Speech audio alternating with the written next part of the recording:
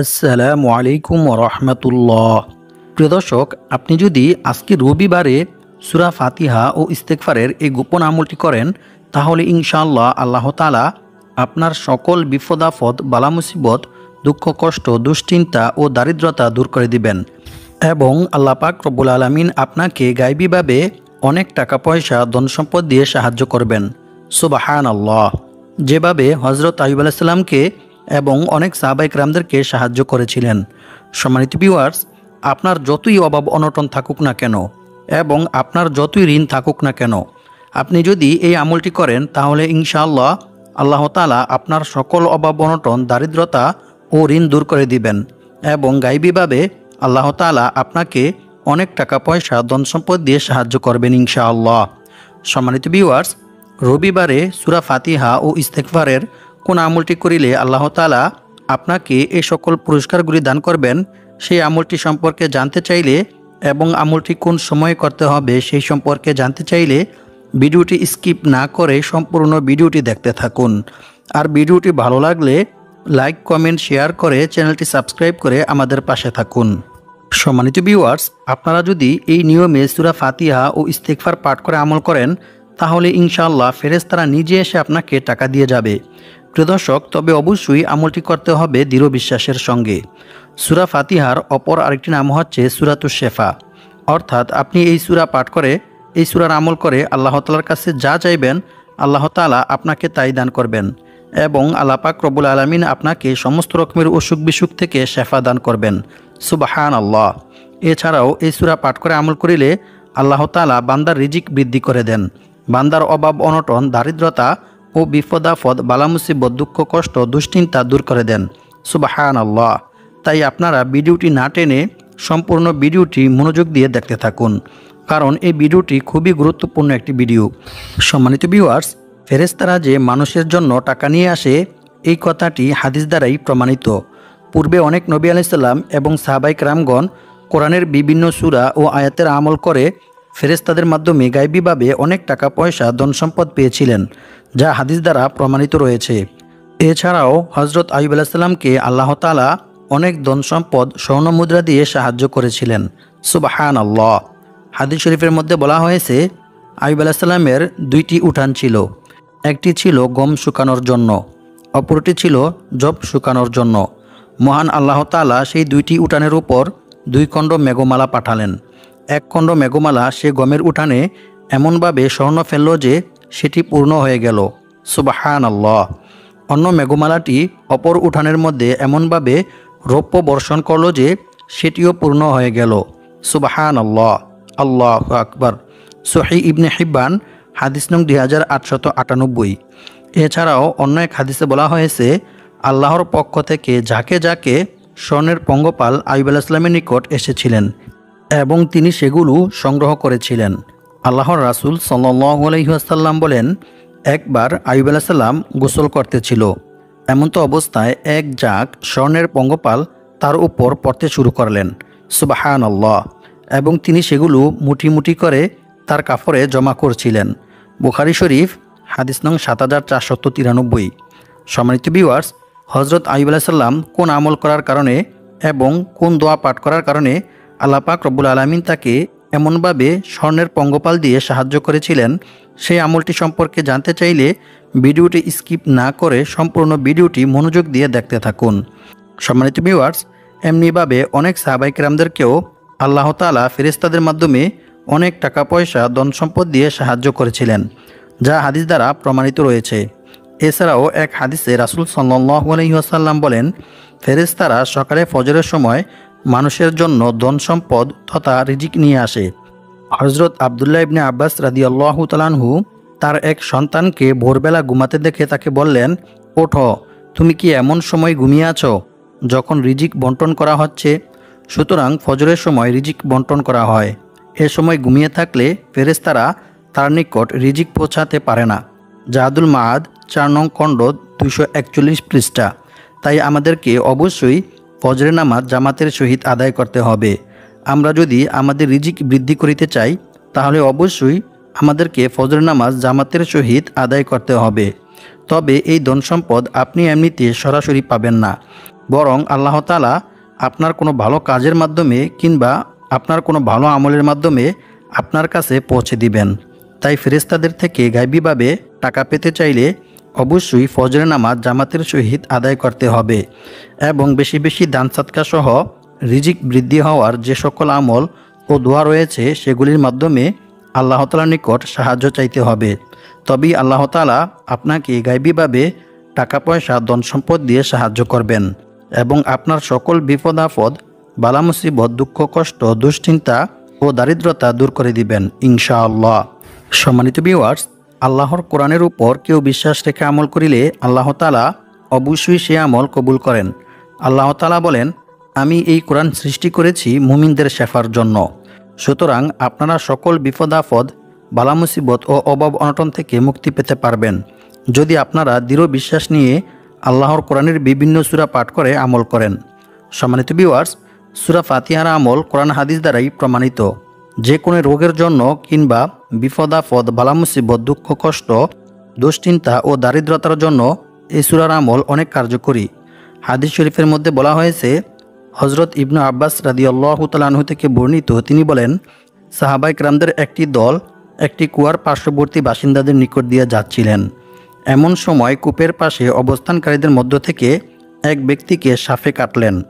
তখন কূপের কাছে বসবাসকারীদের মধ্য থেকে একজন ব্যক্তি সাহাবায়ে কেরামদের নিকট এসে বললেন, আপনাদের মধ্যে কি ঝাড়ফুঁক করেনেওয়ালা কোনো ব্যক্তি আছেন? ওই কূপের কাছে একজন ব্যক্তিকে সাপে দংশন করেছে। তখন সাহাবায়ে কেরামদের মধ্য থেকে আবু সাঈদ খুদরি রাদিয়াল্লাহু তাআলা আনহু তিনি সেখানে গেলেন। এরপর কিছু বকরির বিনিময়ে তিনি সূরা ফাতিহা পাঠ করে ঝাড়ফুঁক করলেন। ফলে ওই ব্যক্তি সুস্থ হয়ে গেল। সুবহানাল্লাহ। এরপর তিনি ছাগলগুলো নিয়ে সাথীদের নিকট চলে আসলেন। বুখারী শরীফ হাদিস নং 5737। অপর এক হাদিসে বলা হয়েছে, এরপর তারা যখন মদিনায় গিয়ে রাসূল সাল্লাল্লাহু আলাইহি ওয়াসাল্লামের কাছে এই ঘটনা বললেন, তখন রাসূল সাল্লাল্লাহু আলাইহি ওয়াসাল্লাম বললেন, তোমরা উত্তম কাজ করেছ। তোমরা এই ছাগলগুলোর মধ্য থেকে একটি বাঘ আমার জন্যেও রেখে দিও। বুখারী শরীফ হাদিস নং 2276। সম্মানিত ভিউয়ার্স, এই সকল হাদিস দ্বারা বোঝা গেল সূরা ফাতিহার মধ্যে অসংখ্য অগণিত পুরস্কার ও উপকার রয়েছে। রাসূল সাল্লাল্লাহু আলাইহি ওয়াসাল্লাম নিজেও কখনো অসুস্থ হলে সূরা ফাতিহা পাঠ করে ঝাড়ফুঁক করতেন এবং অন্যদেরকেও সূরা ফাতিহা পাঠ করে ঝাড়ফুঁক করতেন। ফলে আল্লাহ তাআলা তাকে সুস্থ করে দিতেন। রাসূল সাল্লাল্লাহু আলাইহি ওয়াসাল্লাম বলেছেন, সূরা ফাতিহার মধ্যে শেফা রয়েছে। তোমরা অসুস্থ হলে সূরা ফাতিহা পাঠ করে ঝাড়ফুঁক করো, এর ফলে আল্লাহ তাআলা তোমাদেরকে সুস্থ করে দিবেন। সুবহানাল্লাহ। সম্মানিত ভিউয়ার্স, সূরা ফাতিহা ও ইস্তেগফারের এই আমলটি করার ফলে আপনার জীবনে যত টাকার প্রয়োজন তার চাইতে বেশি টাকা ফেরেশতারা এসে আপনাকে দিয়ে যাবে। কারণ এটি কোনো সাধারণ আমল নয়, বরং এটি হচ্ছে সূরা ফাতিহা ও ইস্তেগফারের আমল। সম্মানিত ভিউয়ার্স, সূরা ফাতিহা ও ইস্তেগফারের যে সকল পুরস্কার ও উপকারিতার কথা কোরআন হাদিসের মধ্যে বলা হয়েছে তা আপনি শুনলে অবাক হয়ে যাবেন। প্রিয় দর্শক, আমি আপনাদেরকে আর বেশি কিছু বলবো না, শুধু সূরা ফাতিহা ও ইস্তেগফারটি কী নিয়মে পাঠ করিলে ফেরেশতারা এসে আপনাকে টাকা দিয়ে যাবে সেই নিয়ম সম্পর্কে আপনাদেরকে জানিয়ে দেব। সম্মানিত ভিউয়ার্স, এটি একটি খুবই গুরুত্বপূর্ণ এবং পরীক্ষিত আমল। তো আপনারা কিভাবে কি নিয়মে আমলটি করবেন সেই নিয়ম সম্পর্কে ক্লিয়ারভাবে আপনাদেরকে জানিয়ে দেব ইনশাআল্লাহ। আপনারা যারা এখনও ভিডিওতে লাইক করেননি, আপনারা দয়া করে ভিডিওতে লাইক কমেন্ট শেয়ার করে চ্যানেলটি সাবস্ক্রাইব করে রাখবেন। সম্মানিত ভিউয়ার্স, ফেরেশতাদের থেকে গায়বীভাবে টাকা পাওয়ার জন্য আপনারা সূরা ফাতিহা ও ইস্তেগফারের এই আমলটি সম্পর্কে জানতে চাইলে ভিডিওটি না টেনে সম্পূর্ণ ভিডিওটি মনোযোগ দিয়ে দেখতে থাকুন। কারণ এই ভিডিওতে ফেরেশতাদের থেকে টাকা পাওয়ার সূরা ফাতিহা ও ইস্তেগফারের যে আমলটি শেখানো হবে সেইভাবে যদি না করে আপনি ভুল নিয়মে আমলটি করেন তাহলে কিন্তু আপনারা টাকা পাবেন না। তাই আমি যে নিয়মে বলবো শুধু সেই নিয়মেই আপনারা সূরা ফাতিহা ও ইস্তেগফারের এই আমলটি করবেন। তাহলে ইনশাআল্লাহ আল্লাহ তাআলা আপনাদেরকে গায়বীভাবে টাকা পয়সা ধন সম্পদ দিয়ে সাহায্য করবেন। সম্মানিত ভিউয়ার্স, তো আপনারা সকলেই এখন আমার কথাগুলো মনোযোগ দিয়ে শুনবেন। আর এই আমলটি করার জন্য এবং গায়বীভাবে টাকা পাওয়ার জন্য সূরাটি আপনাদেরকে সহিহ শুদ্ধভাবে পাঠ করে আমল করতে হবে। তাই আমি এখন সূরা ফাতিহা পাঠ করব। আপনারা আমার থেকে শুনে শুনে সহিহ শুদ্ধভাবে সূরা ফাতিহাটি শিখে নেবেন। আউযু বিল্লাহি মিনাশ শাইতানির রাজিম। বিসমিল্লাহির রহমানির রহিম। আলহামদুলিল্লাহি রাব্বিল আলামিন। আর রহমানির রহিম। মালিকি ইয়াউমিদ্দিন। ইয়াকা না'বুদু ওয়া ইয়াকা নাস্তাঈন। ইহদিনাস সিরাতাল মুস্তাকিম। সিরাতাল লাযীনা আন'আমতা আলাইহিম গায়রিল মাগদুবি আলাইহিম ওয়ালাদ-দাল্লিন। আমিন। তো প্রিয় দর্শক, আশা করছি আপনারা সকলেই সূরা ফাতিহা তিলাওয়াতটি শুনেছেন। তো এখন আমি আপনাদেরকে বলে দেব ফেরেশতাদের থেকে টাকা পাওয়ার জন্য সূরা ফাতিহাটি ও ইস্তেগফারটি আপনারা কী নিয়মে পাঠ করবেন। মনে রাখবেন, প্রথমে আপনাদেরকে এই আমলটি করার জন্য অবশ্যই ভালোভাবে ওযু করে পাক পবিত্র হয়ে প্রস্তুতি গ্রহণ করতে হবে। প্রিয় দর্শক, আপনারা হয়তো ভাবছেন এই আমলটি আপনারা কোন সময় করবেন এবং কী নিয়মে করবেন। চিন্তার কোনো কারণ নেই, সেই সম্পর্কেও আমি আপনাদেরকে জানিয়ে দেব ইনশাআল্লাহ। সম্মানিত ভিউয়ার্স, আমলটি করার জন্য প্রথমে আপনারা ওযু করে পাক পবিত্র হয়ে একটি পরিষ্কার পরিচ্ছন্ন পাক পবিত্র জায়গায় যাবেন। এর জন্য আপনি যে কোনো জায়গায় যেতে পারেন, সেটা হতে পারে আপনার বাসায় কিংবা মসজিদে। তবে শর্ত হচ্ছে অবশ্যই জায়গাটি পাক পবিত্র পরিষ্কার পরিচ্ছন্ন হতে হবে। তারপর আপনারা সেই জায়গায় গিয়ে বসবেন। অতঃপর কয়েকবার ইস্তেগফার এবং দুরূদ শরীফ পাঠ করবেন। আমি আপনাদেরকে যে দুরূদ পাঠ করে শোনাবো সেই দুরূদটি আপনাদেরকে পাঠ করতে হবে এবং আমি যে ইস্তেগফারটি পাঠ করব আপনাদেরকেও সেই ইস্তেগফারটি পাঠ করতে হবে। আর আমলটি আপনারা সবাই করতে পারবেন। যাদের অনেক টাকার প্রয়োজন আছে তারাও করতে পারবেন এবং আপনাদের যাদের অনেক টাকা আছে তারাও করতে পারবেন। আর যদি সম্ভব হয় জায়নামাজ বিছিয়ে নেবেন এবং তার উপরে বসে আমলটি করার চেষ্টা করবেন। তবে জায়নামাজটি পাক পবিত্র পরিষ্কার পরিচ্ছন্ন কিনা সেদিকেও লক্ষ্য রাখবেন। আর যদি কারো বাসায় জায়নামাজ নাও থাকে তাহলেও সমস্যা নেই, আপনারা পরিষ্কার পরিচ্ছন্ন পাক পবিত্র একটি জায়গায় বসে আমলটি করবেন। আর এই আমলটি করার জন্য অবশ্যই আপনাদেরকে কিবলামুখী তথা পশ্চিম দিকে হয়ে বসতে হবে, অন্য কোনো দিকে ফিরে বসলে হবে না। তারপর সূরা ফাতিহাটি পরে আমল করার যে নিয়ম রয়েছে সেই নিয়মটি মেনে আমল করবেন। আপনাদেরকে প্রথমত যে বিষয়টি মাথায় রাখতে হবে সেটি হচ্ছে অবশ্যই আপনাদেরকে সূরা ফাতিহাটি সহিহ শুদ্ধভাবে পাঠ করতে হবে। যদি আপনারা ভুল উচ্চারণ করে পাঠ করেন তাহলে কিন্তু হবে না। তাই আমি যে সূরা ফাতিহার তিলাওয়াত করেছি সেখান থেকে শুনে শুনে সহিহ শুদ্ধভাবে সূরা ফাতিহাটি শিখে নেবেন। যদি আপনারা ভুল উচ্চারণ করেন তাহলে কিন্তু কখনোই এই আমলটি করার ফলে ফেরেশতারা এসে আপনাকে টাকা দিয়ে যাবে না।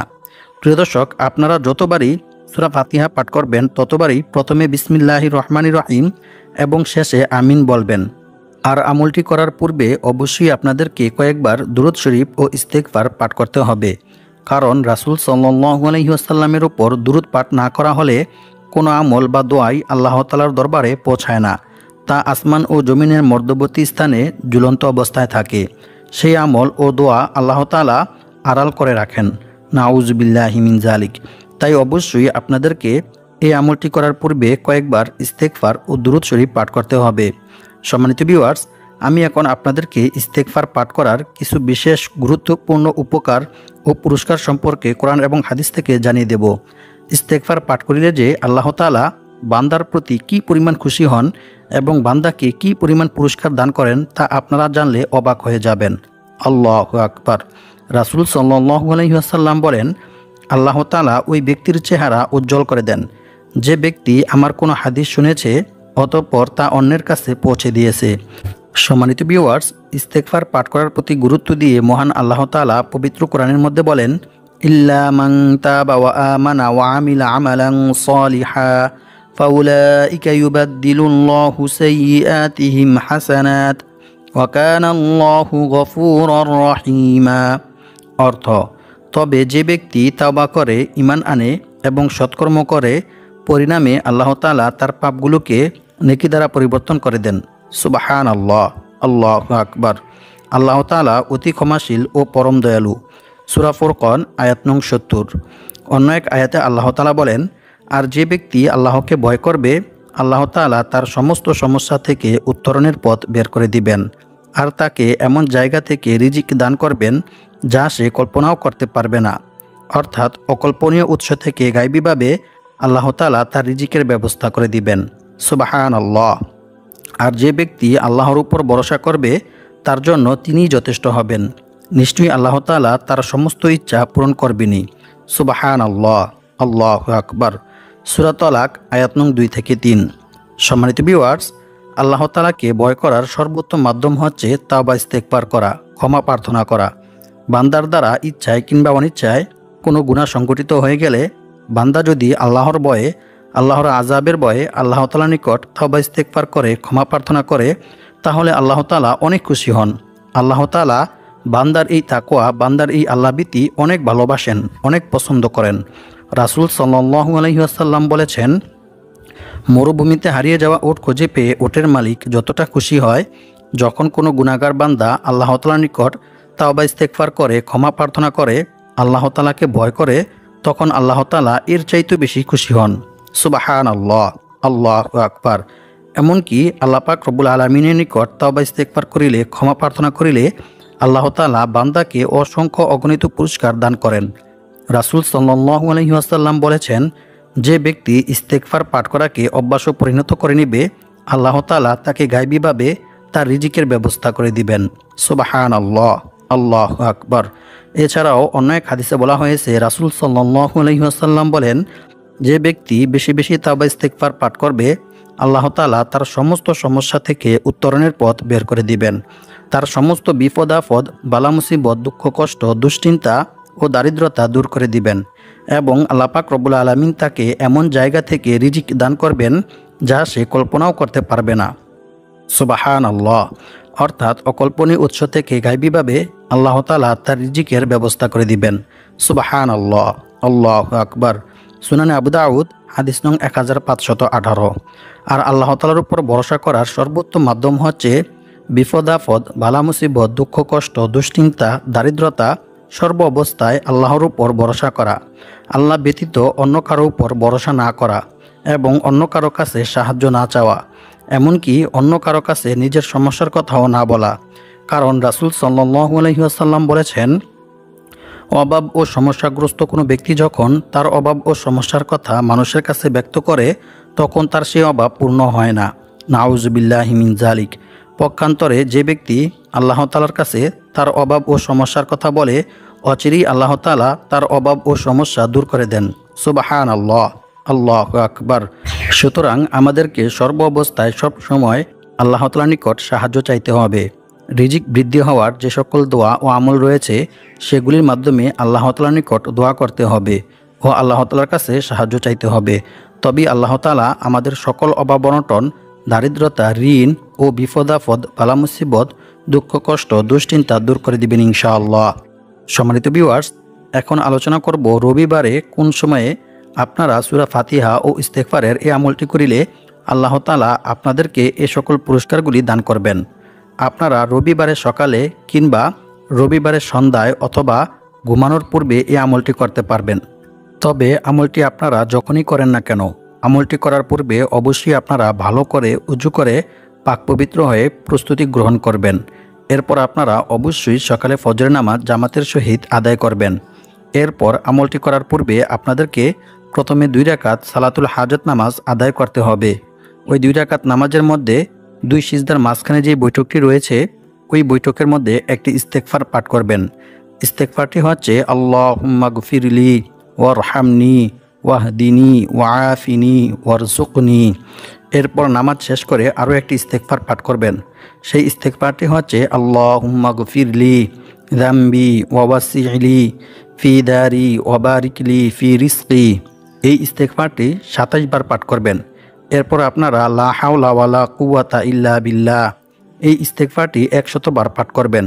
এরপর সাল্লাল্লাহু আলাইহি ওয়াসাল্লাম এই দুরূদটি 100 বার পাঠ করবেন। তারপর সূরা ফাতিহা 7 বার পাঠ করবেন। এরপর আল্লাহ তাআলার নিকট দোয়া করবেন। দোয়ার মধ্যে আপনি যা চাইবেন আল্লাহ তাআলা আপনাকে তাই দান করবেন ইনশাআল্লাহ। দোয়া শেষ করেও কয়েকবার ইস্তেগফার ও দুরূদ শরীফ পাঠ করে নেবেন। আল্লাহ পাক রব্বুল আলামিন আমাদের সবাইকে সূরা ফাতিহা ও ইস্তেগফারের এই আমলটি করে দারিদ্রতা, অভাব অনটন ও ঋণ থেকে মুক্ত হয়ে অনেক টাকা পয়সার মালিক হওয়ার তৌফিক দান করুক। আমিন।